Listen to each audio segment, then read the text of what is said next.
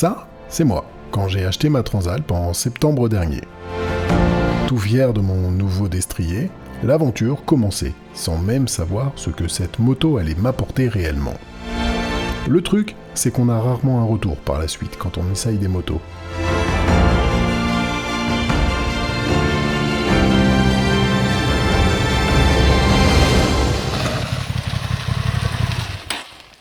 La Transalp, plus loin plus tard, on en parle.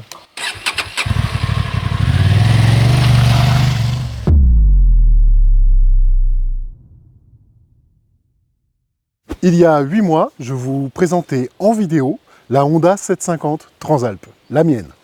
Faire un retour sur une moto neuve, c'est assez facile.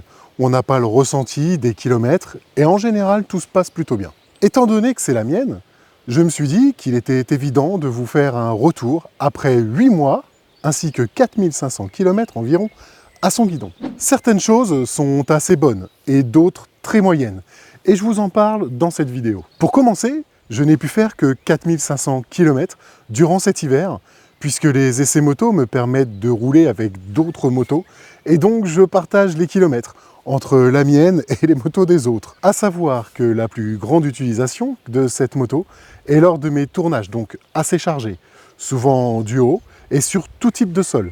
Je dirais à hauteur de 60% route et 40% terre, sable, cailloux, gravier. Parce que vous ne le voyez pas, mais elle m'accompagne partout où nous tournons des vidéos. Bref, je vais vous parler de mon retour d'expérience, du confort, des points forts et des points faibles, la conduite en général, ainsi que les différents points négatifs ou positifs que j'ai pu rencontrer durant ces quelques mois de roulage.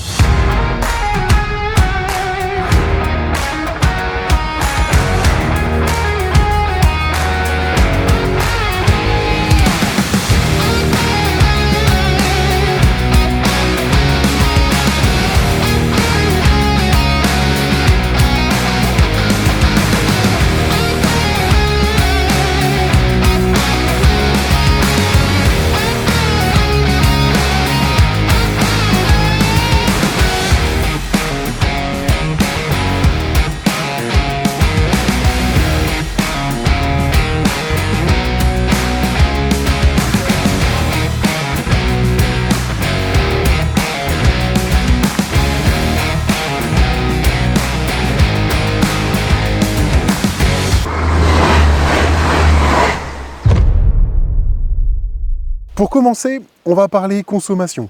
Honda a annoncé une conso moyenne autour des 4,3 litres au 100 et pour le coup, ils ne sont pas très loin de la réalité. Je n'ai pas mis à jour la conso moyenne depuis que je l'ai acheté et je suis à 4,8 litres au 100, sachant que je roule en mode sport les 3/4 du temps, que je suis chargé et souvent en duo. La moto est souvent démarrée et fait des petits parcours.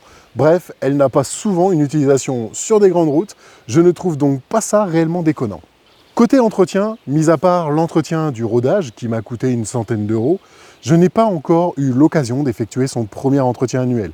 Les prix varient de jour en jour, de toute façon, il n'est pas judicieux de mettre des tarifs à ce jour concernant les entretiens. Avant de parler des choses qui fâchent, je vais d'abord vous parler de son comportement, que ce soit routier ou off-road. Souvenez-vous, j'avais acheté cette moto pour son côté utilitaire. Je n'aime toujours pas son esthétique, ça n'a pas changé, mais elle m'apporte entière satisfaction sur son côté chameau. Je m'explique. Je roule chargé en général sur des chemins ou des routes très peu entretenues, et je trouve qu'elle a un comportement exemplaire. Elle ne m'a jamais fait défaut et elle ne m'a jamais surpris. Je me sens à l'aise dessus et surtout, je la sens à ma taille. Ça, c'est important. C'était un choix primordial lorsque j'ai signé le bon de commande. Et 8 mois plus tard, elle me donne encore entière satisfaction. J'ai beau essayer différentes motos, à chaque fois quand je reprends la mienne, je reprends du plaisir. Il ne m'est jamais arrivé de me dire « je vais la rendre parce que je ne l'aime pas ». Et ça, c'est sincère. Qui dit moto utilitaire, dit accessoires. Et parlons-en des accessoires.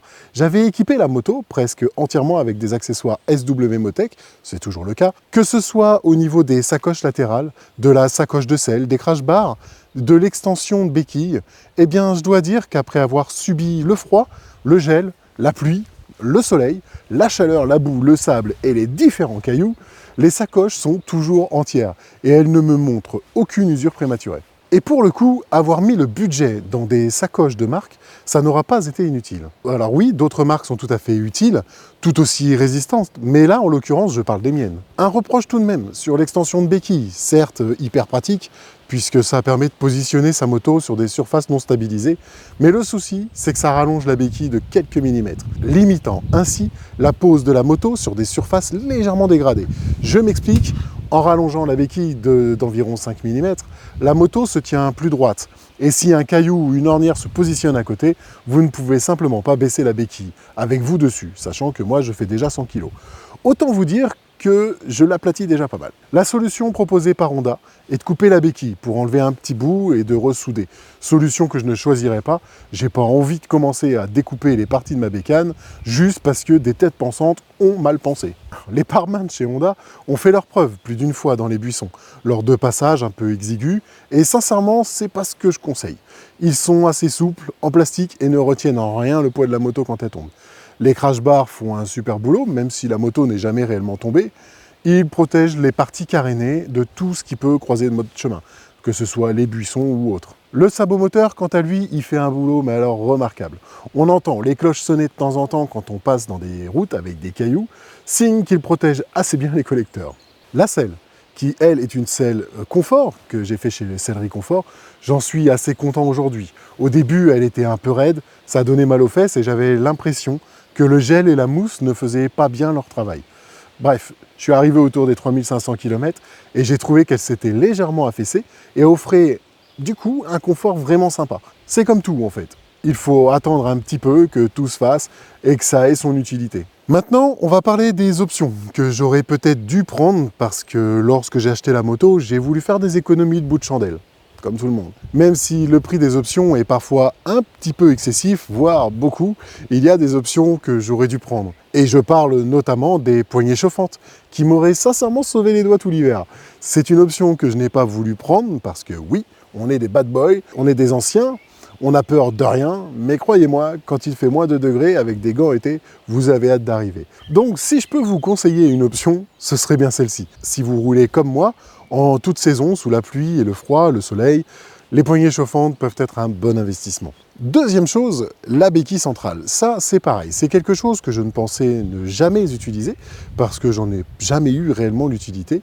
Sauf que je me rends compte que quand je la garde dans un garage ou quand j'ai besoin d'aller graisser la chaîne ou passer le Karcher, chose que je ne faisais pas spécialement avant puisque je ne faisais pas beaucoup de terrain, la béquille centrale serait bien utile parce qu'elle permet de faire tourner la chaîne sans avancer la moto.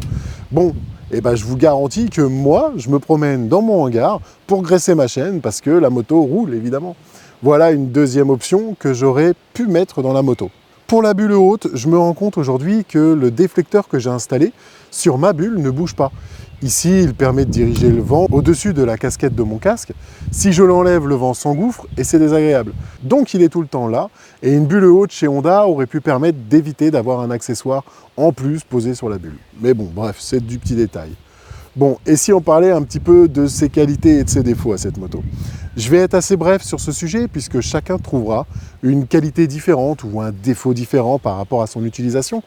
Je vais vous parler de mon ressenti personnel. Excusez ma politesse pour le premier, mais c'est quoi ce de feu avant? Pour ceux qui, comme moi, roulent de temps en temps en nocturne ou quand un tournage a été trop long et qu'on rentre de nuit, à défaut d'avoir le doigt éclaté par le froid, on se rend compte qu'on doit froncer les sourcils pour aller chercher une petite lumière sur le bord de la route parce que ce d'éclairage est sincèrement nul à chier. On regrette sincèrement les gros phares qu'on avait à l'avant, des bécanes à l'époque, mais qui avaient l'avantage d'éclairer. Là, le feu, il éclaire que dalle. Il faut être transparent là-dessus. Ça répond certainement à des normes européennes, oui. Pour mettre en vente une moto, c'est primordial, mais personne ne s'est dit que l'utilité des feux avant était de voir la route et le bord de la route, et pas juste la ligne blanche qui reflète devant nous. C'est un truc, sincèrement, sur une moto de 2023 ou 2024 que je ne comprends pas. Ça nous force à acheter des feux additionnels qu'on va payer un rein alors qu'on devrait se satisfaire de notre optique d'origine. Bref, c'est un gros point négatif, je trouve. Même très sincèrement que c'est du foutage de gueule. Mais bon, on n'a pas de choix, faut faire avec. Deuxième point négatif, c'est la montre d'origine. Je trouve que les pneus se bouffent à une vitesse grand V et qu'ils ne sont pas très confortables. Elle ne m'a jamais déçu pour autant, dans les courbes un peu serrées, quand les trajectoires sont un petit peu houleuses, mais je trouve les pneus bruyants, parfois la sensation qu'ils sont un petit peu durs. De toute façon, il est bientôt temps de les changer. Il faudra que je regarde ce qui se fait et ce qui correspond à mon utilisation. D'ailleurs, si vous avez des petits commentaires à faire là-dessus, je suis preneur. Allez, un autre défaut maintenant, très sincèrement, c'est même un truc que je n'utilise même pas, tellement ça me fait vraiment chier. C'est mal fait, c'est pas du tout intuitif, ça vous bouffe la moitié de l'écran, vous l'aurez compris, je vous parle du Honda Link. Le truc le plus inutile du monde, à mon sens, qui aurait dû être remplacé soit par un Apple CarPlay, soit par un Android Auto, moto. Dans mon cas, on aurait tous gagné du temps. Vous l'aurez compris, c'est le genre de truc que je trouve gadget. Mettre un GPS là-dessus qui vous indique simplement une direction, sans rien vous indiquer d'autre, je trouve ça totalement bidon. Alors si, il y a la météo. Alors ça a son avantage pour une chose. Ça remet à l'heure la moto, même sans que vous vous en préoccupiez. C'est un bon point. Voilà, on s'arrêtera à ça. En soi, je ne l'utilise jamais, je ne ressens pas le besoin, j'ai mon téléphone posé sur le pupitre et ça me suffit simplement. En termes de qualité, il y a une chose qui me fait vibrer quand je roule, c'est entendre l'échappement. Je sais que pour certains c'est complètement débile, mais pour moi c'est important qu'une moto fasse du bruit. Et je dois avouer qu'avec les kilométrages, le pot a tendance à faire de plus en plus de bruit, et ça j'adore. Je vous mets juste un petit peu le son de l'échappement d'origine, après 4500 km, et franchement, c'est le kiff.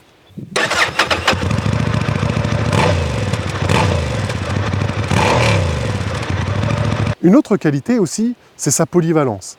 Elle est passe-partout cette moto, vous pouvez l'emmener en ville, sur national, sur autoroute, sur des chemins. Elle a un comportement hyper polyvalent.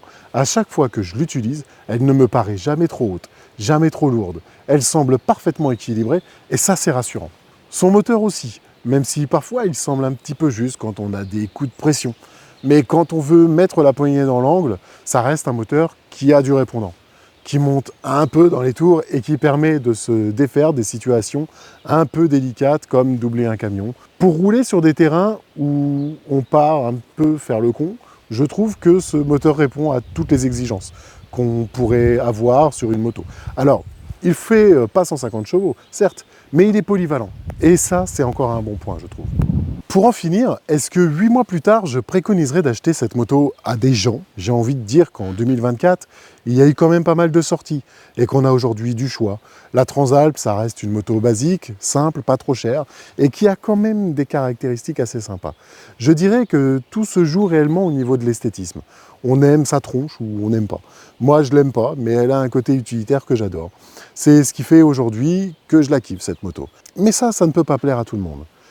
Oui, le souci d'amortisseur souple à l'arrière, moi, ça ne me gêne pas du tout. Après, honnêtement, je ne suis pas Tom Barrer, mais c'est vrai qu'à côté de ça, vous avez chez Suzuki la 800 V-Strom, que j'avais adoré à l'essai d'ailleurs. Donc concrètement, on en est rendu toujours au même point. Il faut les essayer pour trouver son bonheur. Alors oui, c'était une vidéo où je parle beaucoup, il y avait des choses à dire. Je vais donc vous laisser ici. Je vous dis à bientôt, et d'ici là, soyez prudents. Allez, bye. Cette moto continue de me faire rêver. Elle a pourtant rien d'extraordinaire, mais allez savoir pourquoi. Je l'aime bien.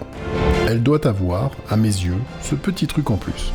Certainement lié à tout ce que je vis à son guidon. Elle est complémentaire à mon train de vie. Il est évident que si votre budget le permet, je vous la conseille. Aucune moto n'apporte tous les besoins que nous avons, mais si elle peut s'en rapprocher, alors lancez-vous.